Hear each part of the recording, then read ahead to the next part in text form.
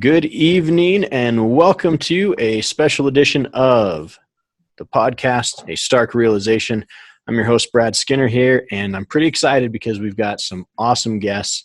Not just one, not two, not three, but I have four guests with me here this evening.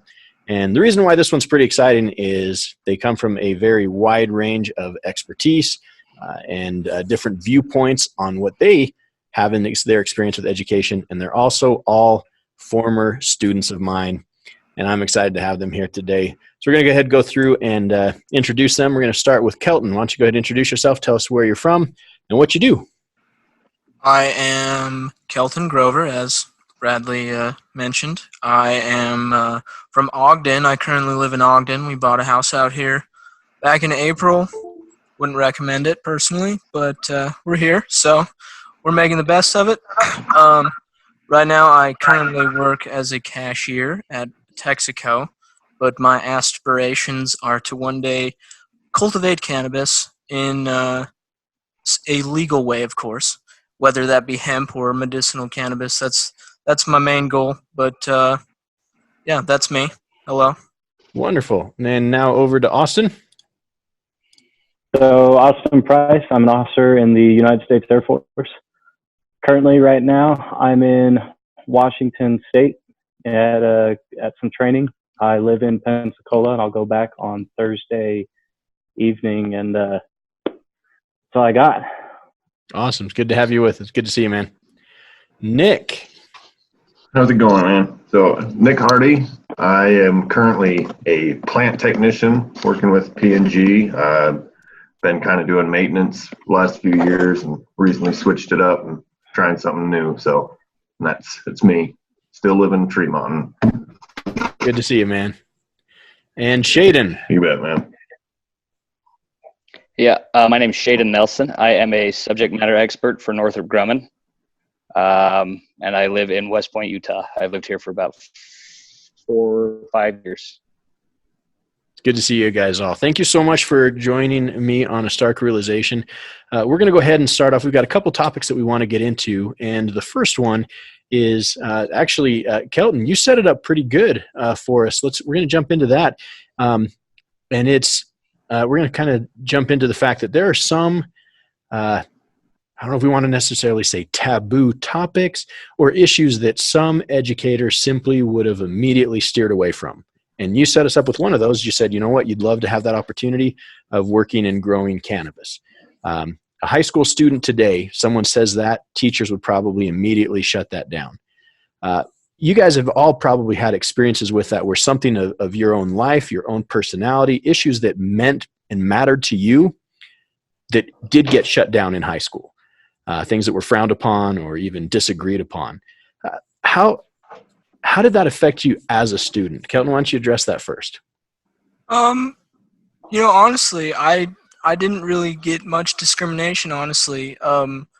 If you remember, oh my goodness, I can't remember her name, so we won't name her, but she was the senior class's language arts teacher. And, we were learning satire is what it was. And we were supposed to draw a cartoon of what satire meant to us. And so I drew a pot leaf, and it said, "Nobody knows the truth." And she gave me an A on it. So I thought that was cool. That is good. I believe me and you even discussed medical cannabis at a point one time after class or something like that. And I never experienced any backlash or anything from being a pothead in high school. You know what I mean? Everybody, everybody. And if you really did, you didn't care, right? Yeah, I mean, it wasn't a big deal. Like I felt like the educators and stuff at Bear River High School, they were pretty okay with, like, because I never thought like, oh yeah, I want to grow like weed and be a drug kingpin and stuff. It was more like, I want to go and help people with cannabis. That's how I had approached it. And so I never really got much backlash, honestly. That's great. That's good to hear. And I think that's a nice thing is when you know that you have supportive educators around you that allow you to be who you are and to express what it is that you are wanting to do. I think that's a positive thing. Any of the other guys, did you ever have any experiences where, you felt that maybe your voice wasn't being heard? I would say it was quite frequent. I don't I don't think that my high school experience was very great in that aspect. I feel like I was not listened to for most of what I had to say, really. I feel like a lot of educators are still kind of in an old mindset of, old, you got to be old to be wise, I suppose. And that, a teenager doesn't have something to teach an adult like that. And I think it's a sad reality that there's so many teachers out there that are that way. It makes those ones that do listen to you and respect you, I think, that much more important.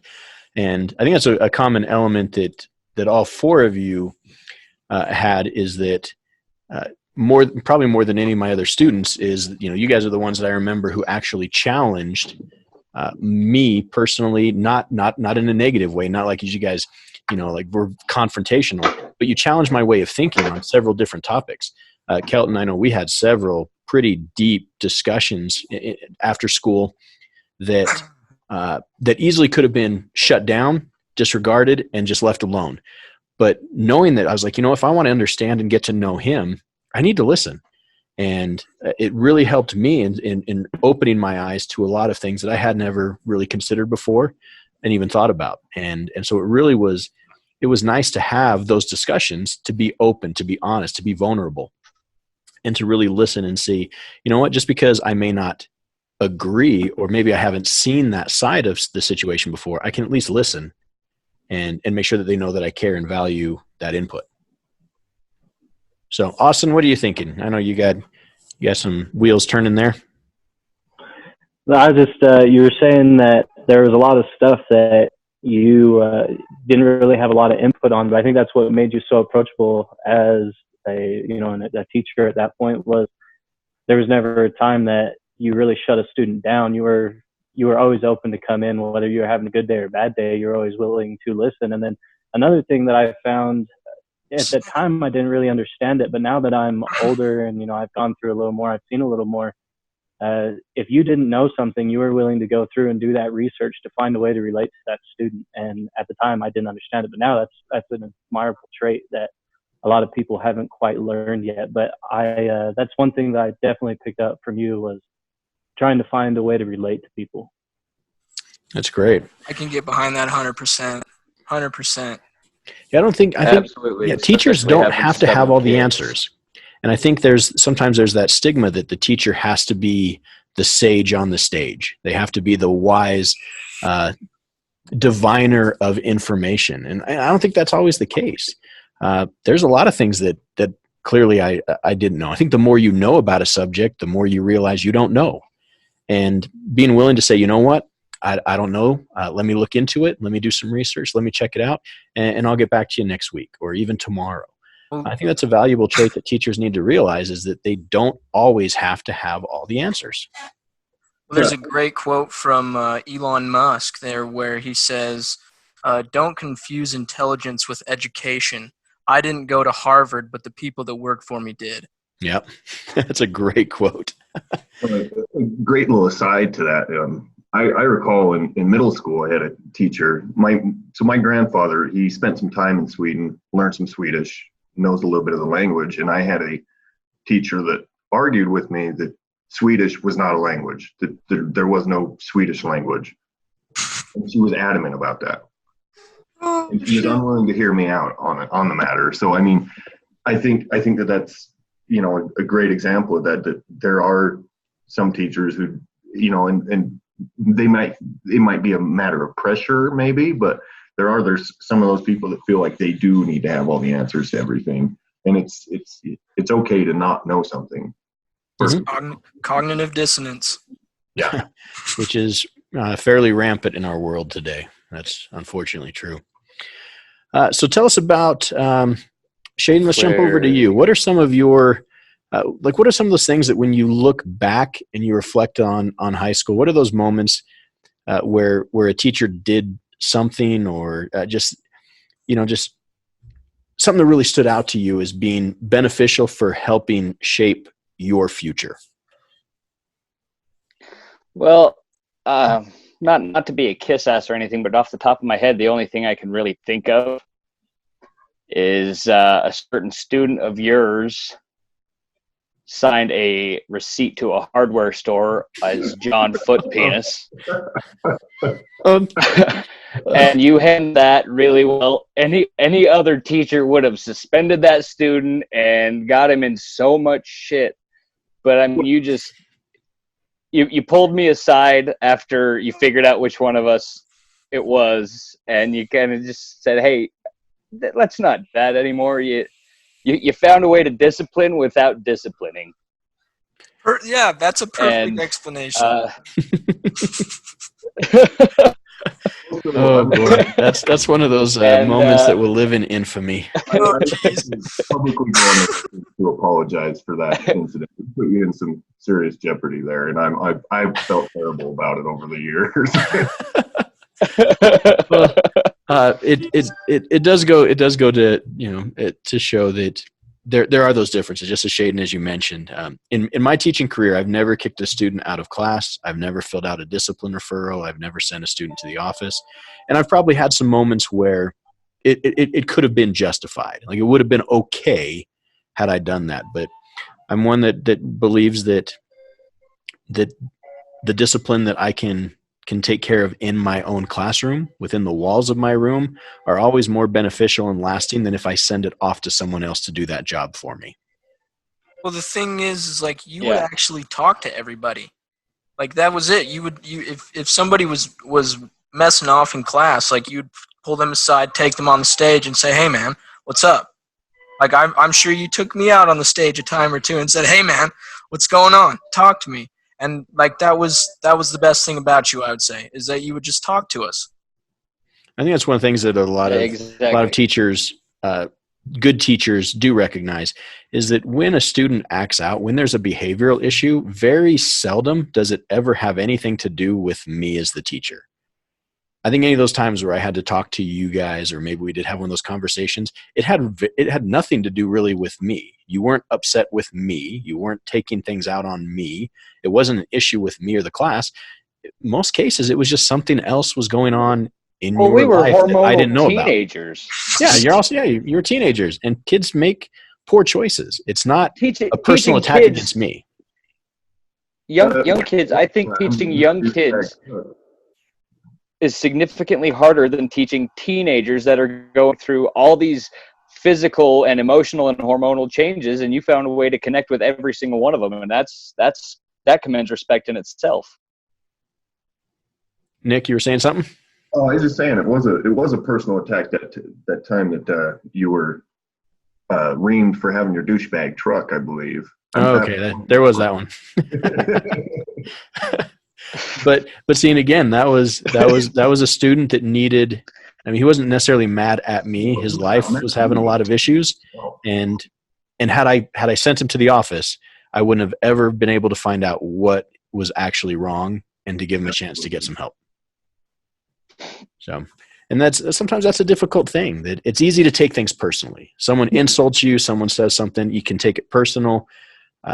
And that blocks you from really finding out what the real issue at hand is. So let's talk a little bit. And Austyn, let's go ahead and have you start this one off for us. What are some things that you wish would be maybe different, or things that could change if you had a chance to shape or direct something in the field of education today? What would that be? What would you want done differently that could have made an impact on you in high school, or maybe for others that are in school today? So this one's actually, we sent you them questionnaires, and this one has actually got me thinking a lot. And I even asked my wife, Sky, about this one, and both of us, there's so much that could change, but a lot of it is just simple things that's easier to say, and there's really no action and way to change it. But the one thing that I feel like there is a way that you could possibly change something or go back to changing from high school is a way that we handle difficult things and information, like you were saying, with people with acting out, finding a way to connect with a student to handle those difficult times, or just the difficult situations that they're going through, because everybody's got something going on. It's just how big it is in that moment in life. When you look back at it, it's really not that big a deal, but in the moment, it's huge. So it's just to cope with what's going on appropriately. That's great. I think those coping skills are important. And a lot of times it seems like they're expected to be known. No one actually takes the time to teach those, students in need sometimes how to do it. Hopefully you're in a school that has good counselors and they're able to help. And then some programs are available. But for the most time, it just kind of seems like it's just expected that kids are going to know how to do that. And a lot of adults don't know how to do that. So why are we expecting that kids are just inherently going to know? That's a tough one. I think Nick and Kelton, you guys both mentioned standardized testing. Tell us a little bit about that. What's the issue there? Let Nick go first. Go ahead, man. Well, standardized testing, I think it doesn't accomplish anything as far as teaching kids what they need to know. If with standardized testing, all you're doing is some educators are just going to make sure that all their students know this information that's going to be on this big test at the end of the year, regardless of whether they retain it, whether it's relevant.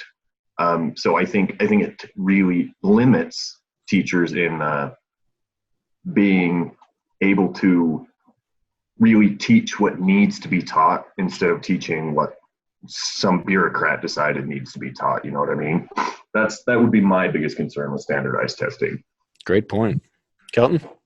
Well, what I would say was you can't judge a fish by its ability to climb a tree. So after I got out of high school and I figured out, like, there's things that I wanted to figure out. Like, I'm a curious person. And so, like, I spend so much time, like, learning cool stuff.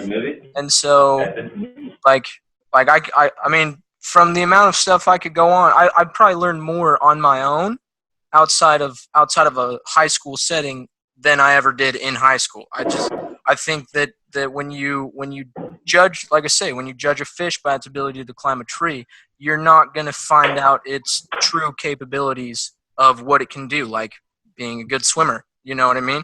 So, like, it takes a kid that is super creative or does it or learns in a different way than everybody else, and it just shoves them in this little box, and it can make people feel stupid at sometimes, So I just, like, I think I have a lot of experience in that aspect, because it was just not good for me, I guess. Like, I did good in the classes that I enjoyed, when you teach language arts in 11th grade.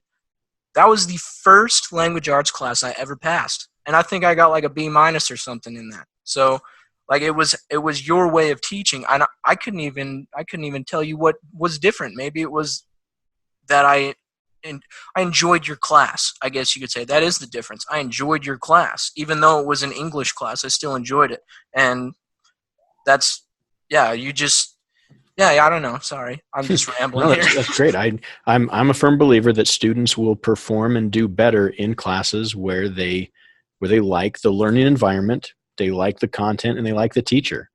And I fully believe it. You proved it, because that was the first language arts class I ever passed from 9th grade to 11th grade.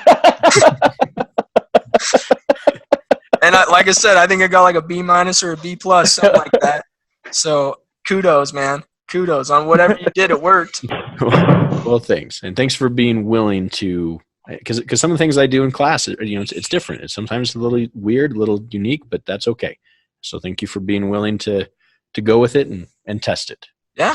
Yeah. I think I even read a book in that class too. Even. A couple. Yeah, you did.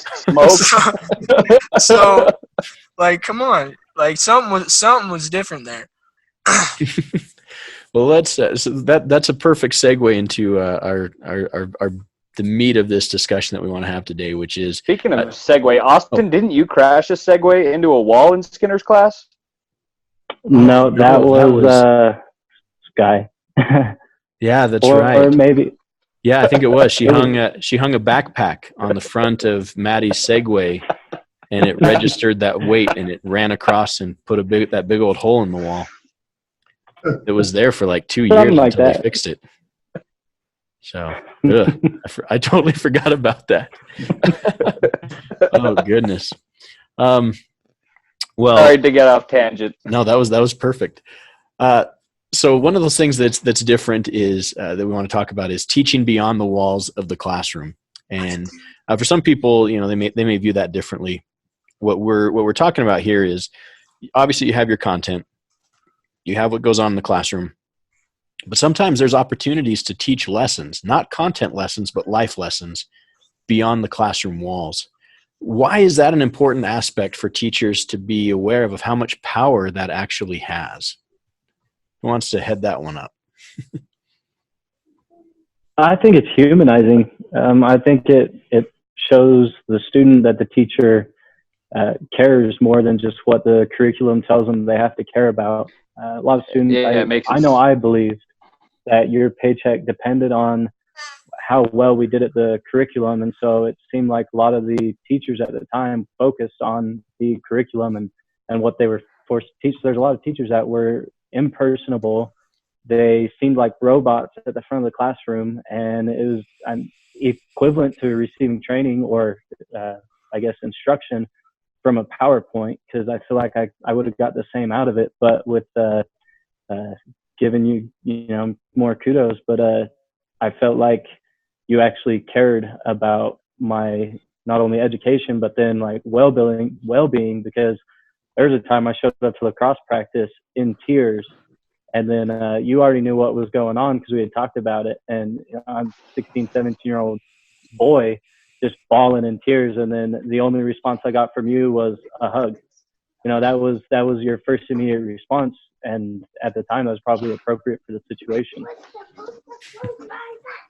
I get a little emotional. I remember that day, and I think there's a neat aspect in that power of understanding, especially now that I see with you guys being not only being husbands but being fathers. For Kelton and Austyn and Shayden, that's been quite a change. One that I'm excited to see, and that I'm glad I get to share somewhat in that journey of seeing you go from student to friend to now fathers, and that's exciting to see the men that you've become, which is really, really cool. And I like to think that I had a small little, insight into that to help shape a little bit of that. But I mean, obviously that's not what it's about. It's about you guys doing amazing things and being incredible people, and being able to then share those same lessons that you've learned and instill that knowledge and that compassion and love to your family. It's pretty awesome. Well, I would like to add to what Austyn was saying about the authoritative figure, Mm-hmm. because when you walked into any other class. Oh, I guess I can't say any other class because Miss Richards was pretty cool too. We'll give props. She's a rock star. Yeah, love Mrs. Richards, but like any other class, like you went in there and you looked at the teacher as an authoritative figure. You didn't look to the teacher as a teacher or a friend or somebody that you could confide in. It was, do this now by this timeline or you're going to get in trouble and you fail my class. It was strictly an authoritative stance that most teachers have, and I think that is probably the worst part about education is some of the people that get into these positions of power, they get the power even if it's over children. Even if it's over children, they still have that ego trip of where they feel like, well, since I'm in charge, I tell you what to do and you do exactly what I do, or you go to the office, or you do this, or you get that. Like, I definitely can relate to that for sure. All right. Good point. I think that is true. And again, there were some incredible educators that I was able to work with. Dawn Richards, also, she's just amazing. I learned so much from her. She just was, and is a fantastic educator. So shout out, woohoo, Mrs. Richards. So now both to Austyn and Shayden, you guys your spouses, your wonderful wives, you guys actually met them in my class. Tell us a little bit about what that was like. There she is. Hey. Hello. At the time, I mean, at the time, she was, shy and quiet, and I had a girlfriend that I was with most of my senior year. That was a joke. But I think we all can relate to one of those. but I mean, I met her in your class, and we talked, and we kind of became somewhat friends. And then I got snowed out of work one day, so I decided to go say hi to some of my old teachers, and she was just wandering the halls, and I went to your class, and we talked for, I don't know, half hour or so until you had to go back to work. And then I asked her on a date that day, and that's where it all started. This is baby number 3. I mean, Number 3. That's so crazy. Number 3 and last one. Crazy last man. one. You're a crazy man. That's so awesome. One and done, man. Congratulations. One and done. But I mean, I never expected that. First of all, I never expected to get married, let alone get married to somebody that I met of all people. My senior year. Exactly, right? Yeah. Who would have expected? Yeah. This is my life every day now. Wild man. And it's a great life, isn't it? Don't worry, brother. I have exactly. I'm domesticated. I'm right there with you. Shayden, I still think your wife is a absolute doppelganger for Deadpool's girlfriend. Also, I see a lot of Audrey Hepburn when I look at Yeah, that too. her. we got But the Deadpool's we got the girlfriend, I'll Marvel look into movies that covered. My face doesn't look like that anymore. I went through a couple of years of braces. Yeah, she had braces in her entire facial structure. That's awesome. So let's jump to one of those opportunities that we had of teaching outside the classroom is, and everybody, as it was mentioned earlier, the truck. We spent a lot of time after school working on that truck. I actually wrote a blog post about that a week or two ago on the fact of working on and making modifications and builds to that truck were some of the best lessons that I ever taught. And it had nothing to do with the content in the classroom. What would you guys say about that? Those of you that had that opportunity and some of those conversations, what'd that mean to you? What'd you learn? Let's go there. Well, I had a lot of time to, because I wasn't able to graduate unless I remediated all of my U's, and thank you to Mr. Skinner here. That would have not happened if it would not have been for him and that truck. Definitely changing light bulbs, even just you take it to the wash and I come back and rub it with the rag so there's no spots that are on it. I don't know. It was supposed to be disciplinary, and I guess what I took from that was discipline can be fun still. If you're surrounded by good people, of course discipline can be fun, but just those conversations and just like getting to know you more on a more personal level too, and just helping a brother out of a hole, you know what I mean? So I guess that's what I could say from it is you just showed me that discipline can be fun. Austyn? See, and I see that with his example there. I feel like I'm reading that a different way.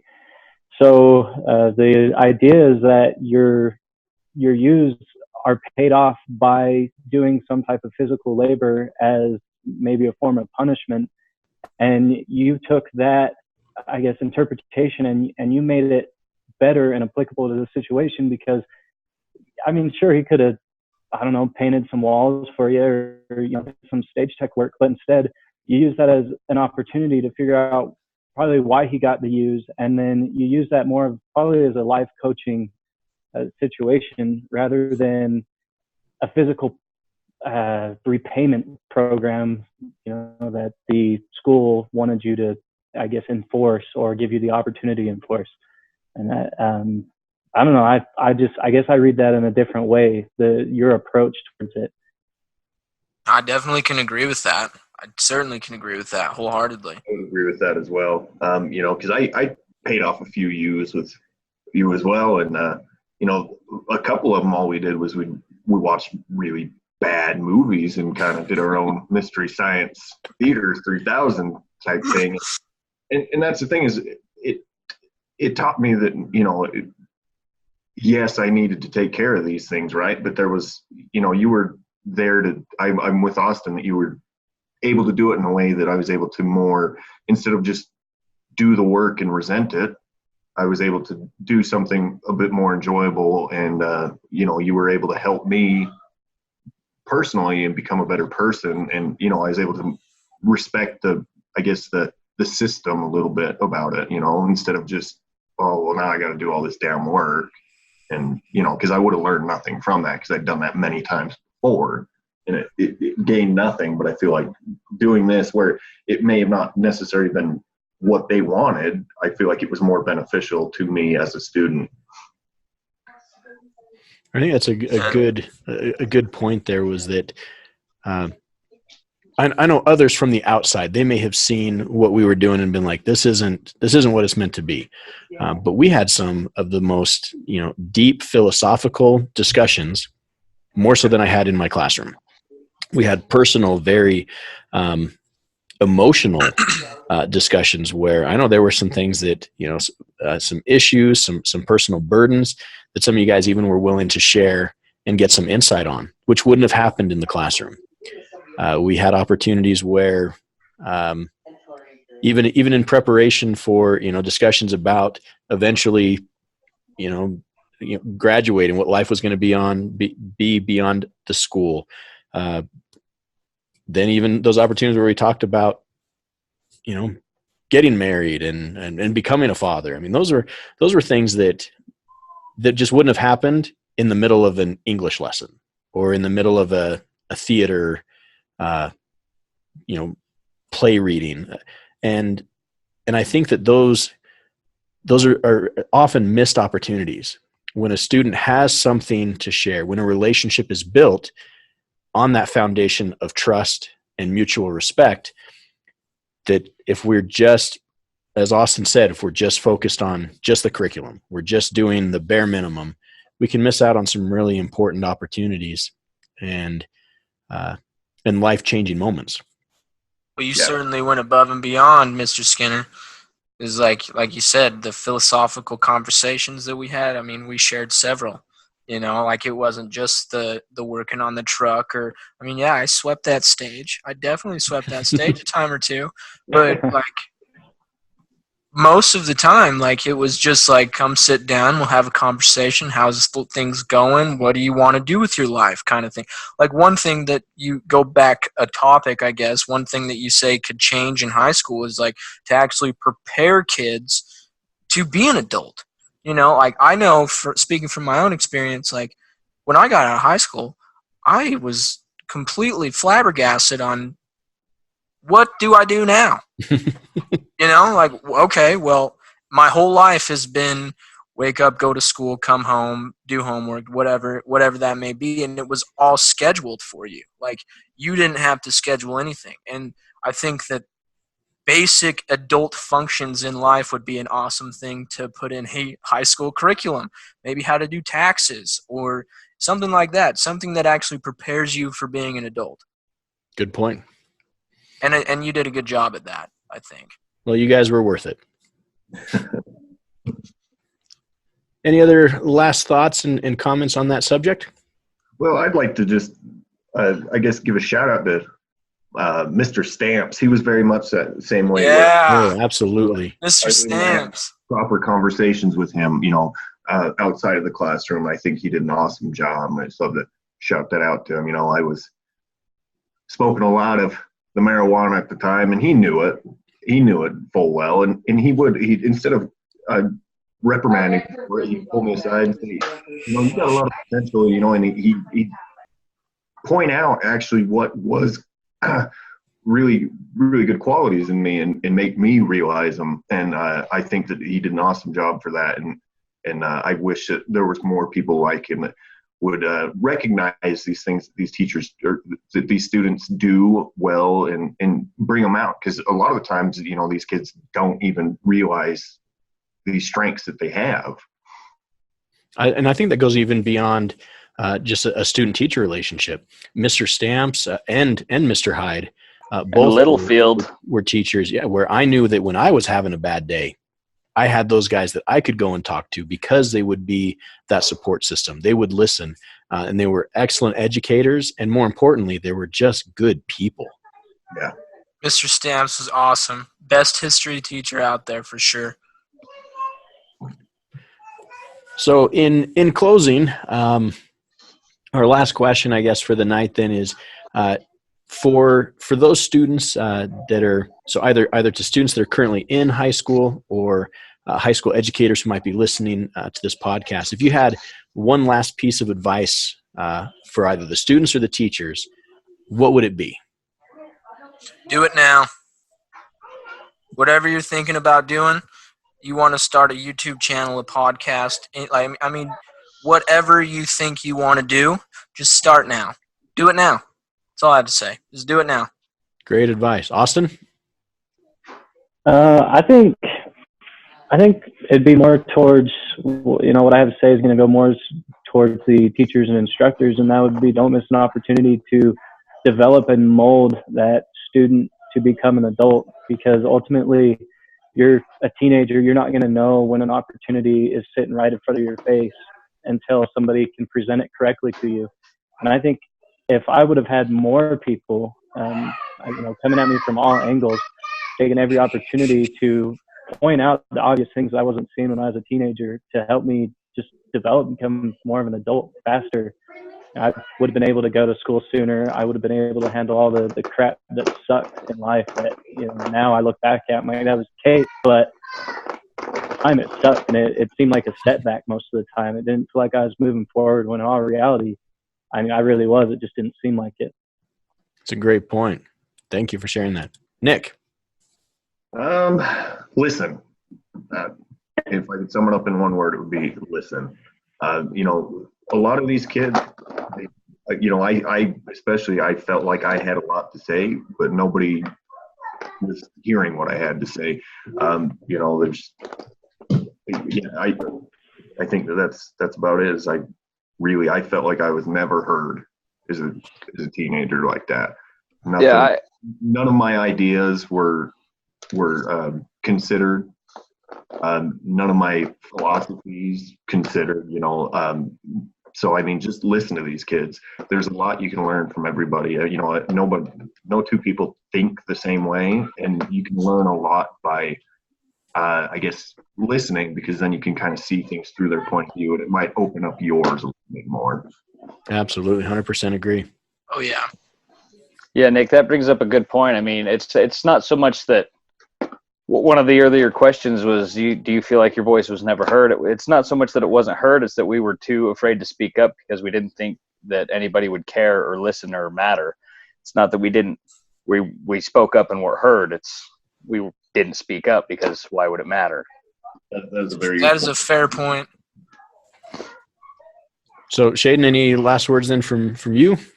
Yeah, just no two students learn the same. Put an effort into your kids. They're not just a paycheck. They don't want to be there just as much as you don't want to be there. So if you guys try to want to be there, your students will want to learn more, and they'll be more willing to do what it takes. Absolutely. That also brings up a fair point. Make the best of the time that you have, both students and teachers. Just make the best of it. Don't go in with a shitty attitude and expecting to come out and make it a great thing. Like you say, just do that. Awesome. You guys are incredible. It's such an honor to have all of you take time to be here on this podcast, to share your thoughts and your ideas and your experiences on a stark realization. But most importantly, it's an opportunity as well for me to reach out and to reconnect with you guys, and to also to publicly say thank you for all you've done. You guys had a huge impact on my life. You continue to still do so when you share your successes, you share what's happening with your work, you share new changes and new additions to your family, and that's what it's about. That means so much to me as an educator, but also as a friend. And I respect you guys. I love you all, and I'm honored. I love you, consider you guys 3000. my friends, and to tell people that you're my former students. You guys are amazing, and it's been an absolute pleasure having you and seeing you guys all. Keep doing the amazing things you're doing, and keep sharing it, because I love hearing about it. Much love, Mr. Skinner. Thanks, guys. So that's this episode of A Stark Realization. Thanks for tuning in. Appreciate you guys. Hope that you've learned something, and keep in mind that, again, reiterating what's been said, not everybody learns the same. It's always different. Listen, take that time to make the most of every single day, because you never know what can happen and what your future may look like. So thanks for tuning in. We'll see you guys next week. Bye. See ya. Little teeny